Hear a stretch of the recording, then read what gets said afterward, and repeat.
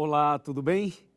Nós estamos muito felizes porque estamos numa série de estudos bíblicos, uma série inédita, maravilhosa. É sobre a verdade. E hoje o tema, a verdade bíblica sobre o plano da salvação. Prepare o seu coração. Já estou com a minha Bíblia aberta aqui e eu espero que a sua também esteja aberta. E o primeiro texto de hoje está em João 3, verso 16, que diz assim: porque Deus amou ao mundo de tal maneira que deu seu Filho unigênito, para que todo o que nele crê não pereça, mas tenha a vida eterna. Que texto doce, não é? Que texto maravilhoso. Ele fala do amor de Deus e da salvação. Agora, para você entender melhor esse verso que eu acabei de ler, é importante saber por que a Bíblia fala em plano de salvação. Você sabe que só existe salvação porque existe a perdição. Ou seja, uma pessoa só poderá ser salva se estiver perdida. Então, antes de você entender o plano da salvação, é preciso reconhecer que você é pecador. Veja o que diz a palavra de Deus no livro de Romanos. Eu quero ler com você Romanos, capítulo 3, versículo 23.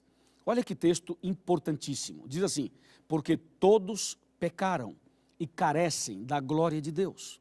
Olha agora Romanos 5, verso 12.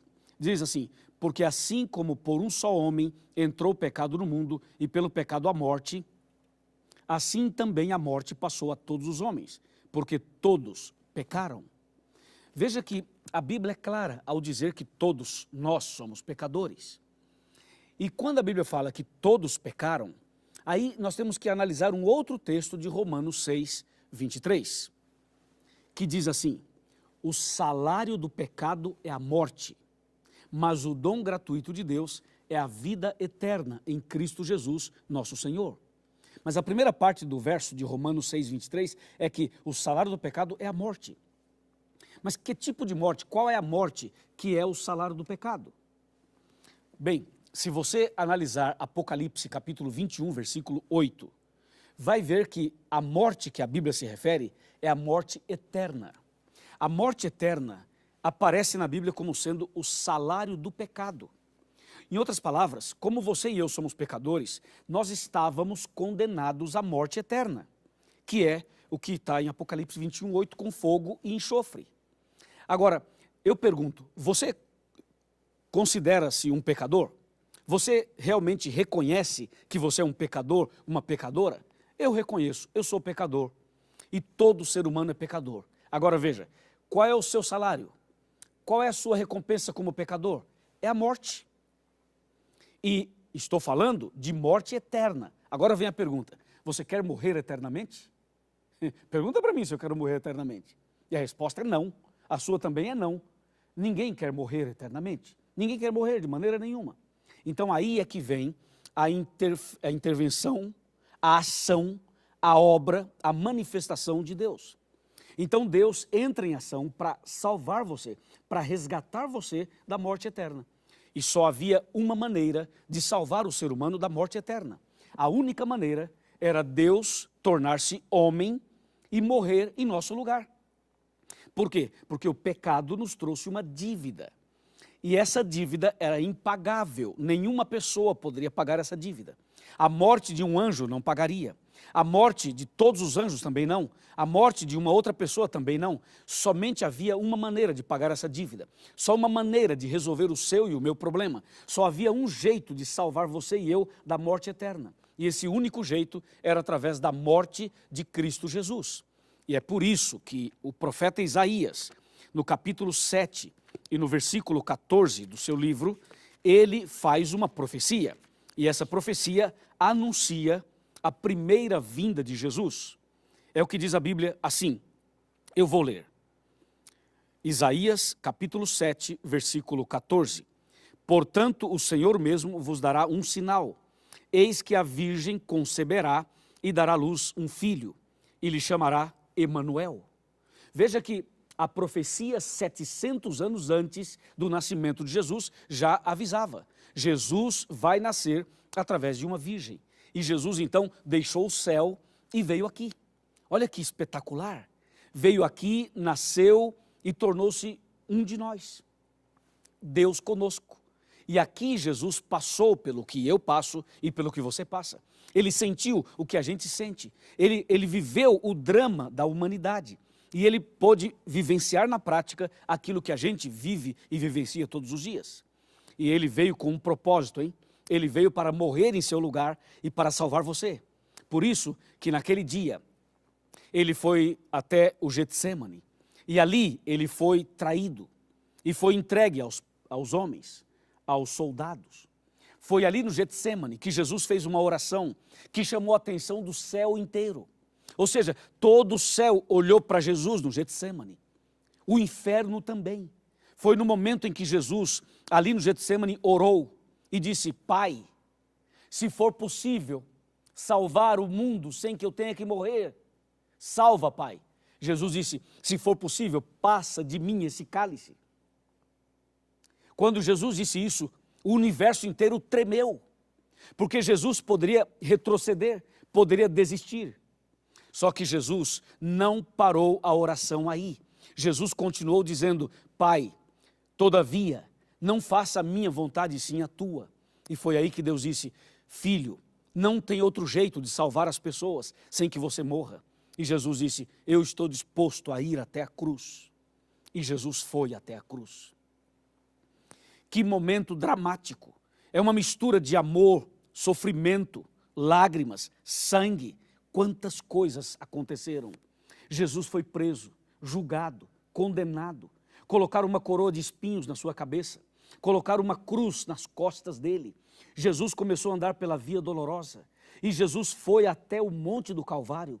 E lá ele foi crucificado entre dois ladrões. À direita de Jesus havia um ladrão, à esquerda havia outro. O ladrão da direita se arrependeu ao ver Jesus morrendo para salvar a humanidade. E o ladrão da esquerda continuou blasfemando. Então, naquela cruz, na cruz de Jesus, Jesus morria pelos pecados de todo mundo. Jesus estava morrendo para salvar a mim e a você. Mas a cruz da direita daquele ladrão mostra que um homem estava morrendo para o pecado, estava aceitando Jesus, estava entregando a vida no último minuto. E do lado esquerdo, um homem morria no pecado, morria perdido. Meu amigo, a morte de Jesus na cruz é uma chance de salvação para todo mundo. Algumas pessoas aceitam Jesus, outras pessoas não aceitam. Algumas pessoas se entregam, outras pessoas rejeitam. Eu sei disso, mas não importa. O importante é que a palavra de Deus seja ensinada, é que o plano da salvação seja compreendido, para que você compreenda e tome a sua decisão. Eu sei que nem todos serão salvos, mas eu tenho que pregar para todos. Eu sei também que Jesus tem um propósito na sua vida. Por isso Jesus morreu na cruz, por isso ele se entregou naquela cruz. Quando Jesus abriu os braços, sangrando, sofrendo, agonizante, e disse aquela frase: está consumado.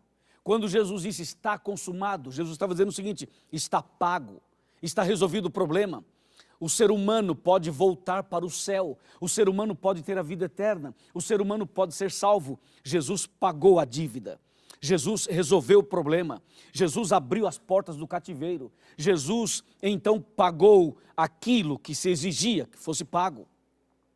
Ou seja, na verdade, Jesus na cruz nos deu o direito de ter a vida eterna. Não é lindo isso? Não é maravilhoso tudo isso? Com certeza é maravilhoso. Jesus amou você de tal maneira, como eu li no primeiro texto de hoje, Jesus amou você e a mim de tal maneira que se entregou na cruz. Ou seja, esse foi um amor que não tem explicação. Eu posso ficar aqui o dia inteiro falando, eu não consigo explicar, eu só sei dizer uma coisa, como diz Isaías 53, versos 3, 4, 5, 6 e 7, sabe o que diz lá? Diz assim, resumindo, Jesus diz que ele foi conduzido, levado como um cordeiro para o matadouro. Jesus foi crucificado, sacrificado, como se fazia com os cordeirinhos. E a Bíblia diz, ele não abriu a sua boca, porque ele sabia que esta era a única maneira, a única forma de salvar a humanidade. Você não sente no coração algo diferente? Você não sente o desejo de agradecer a Jesus por tudo que Ele fez? Eu tenho certeza que sim. Eu quero te falar um detalhezinho sobre esse assunto. E para isso eu quero sentar aqui na minha cadeira e quero conversar com você. Todas as vezes que eu sento aqui, significa que queremos conversar de coração para coração. É como se eu estivesse sentado na sala da sua casa. Então vem cá, chega perto de mim, pode vir pertinho. Nós somos amigos e irmãos e eu sou o seu pastor também. Meu amigo e minha amiga, eu imagino que você está passando por lutas. Eu imagino que sua família está passando por momentos difíceis. Mas eu quero que você saiba, a grande notícia, na cruz, Jesus pagou sua dívida. Hoje, entre você e Deus, não tem mais barreiras, não tem mais nenhum obstáculo. Hoje a porta foi aberta, o cativeiro foi aberto. Você pode sair da escravidão, você pode sair desse sequestro, você pode sair dessa situação que te amarra, que te prende. Você pode abandonar esse vício, você pode começar uma vida nova, você pode ser livre, você pode ser uma pessoa feliz. Basta você aceitar Jesus como seu salvador pessoal. E não espere você ser uma pessoa boa ou perfeita, porque você não pode ser perfeito por você mesmo. Não espere que os seus problemas sejam todos resolvidos. Não espere até que a sua enfermidade passe ou a sua dívida financeira se acabe. Venha a Jesus do jeito que você está. Eu estou falando a um empresário, estou falando a uma professora, estou falando a um pastor, estou falando a um evangélico, a um católico, a um espírita, estou falando a um ateu. Estou falando a você, meu amigo, que trabalha como empregado, a você que é empregada doméstica, estou falando a você que talvez nunca estudou na vida, eu estou falando com você, Jesus ama você, olha aqui nos meus olhos, dá para olhar aqui nos meus olhos? Dá para olhar aqui nos meus olhos? Eu quero te falar, Jesus ama você, você é muito especial para Ele, por isso Ele morreu por você, por isso Ele se entregou por você, por isso Ele foi até a cruz por você. Então, não fique aí com a cabeça baixa, não fique aí desanimado, derrotado, não desista, por favor, não desista. Talvez eu esteja falando com alguém que já tentou o suicídio, ou alguém que tem esses pensamentos suicidas. Meu amigo e minha amiga, hoje é dia de salvação, hoje é dia de boas novas. Deus amou você de tal maneira que morreu na cruz por você, e depois ressuscitou por você, e agora intercede por você, e em breve voltará para buscar você. Eu aceitei Jesus na minha vida. Eu entreguei minha vida a Jesus. Você também deseja aceitar Jesus hoje? Deseja aceitar Jesus como seu salvador pessoal? Você quer entregar a sua vida completamente a Ele? Venha do jeito que você está. Ah, pastor, mas eu cometi um pecado agora mesmo. Venha do jeito que você está. Ah, pastor, mas eu já fiz coisas horríveis. Venha como você está. Jesus ama você. Jesus está disposto a abraçar você, a trocar suas vestes, a te dar uma nova chance. Jesus pode escrever sua história de novo. Ele pode dar a você uma nova chance. É hoje, é agora. Talvez a sua festa não tinha alegria. Talvez o seu combustível estava acabando. Talvez o seu rio estava secando. Mas hoje é dia de boas novas. Hoje é dia de recomeçar. Hoje é dia de paz, de esperança. Hoje é dia de salvação. Hoje a salvação entrou na sua casa. Aleluia! Diga glórias a Deus, porque a salvação chegou à sua casa. Louvado seja Deus. Parabéns. Aceite Jesus e ande com Ele. Eu quero fazer uma oração por você agora. Feche os seus olhos. Vamos orar e agradecer a Jesus. Ó Pai maravilhoso, louvado seja o Teu nome. Obrigado, Senhor, por essa salvação tão incrível. Obrigado porque Jesus morreu por nós. Nós aceitamos Jesus como Salvador pessoal e nós queremos agora dar nossa vida totalmente para o Senhor. Abençoa essa pessoa que ora comigo. Abençoa essa família inteira. Derrama a Tua graça sobre essa pessoa e que quando Jesus voltar, ela, ele e todos nós sejamos salvos. Em nome do nosso querido e maravilhoso Cristo Jesus. Amém.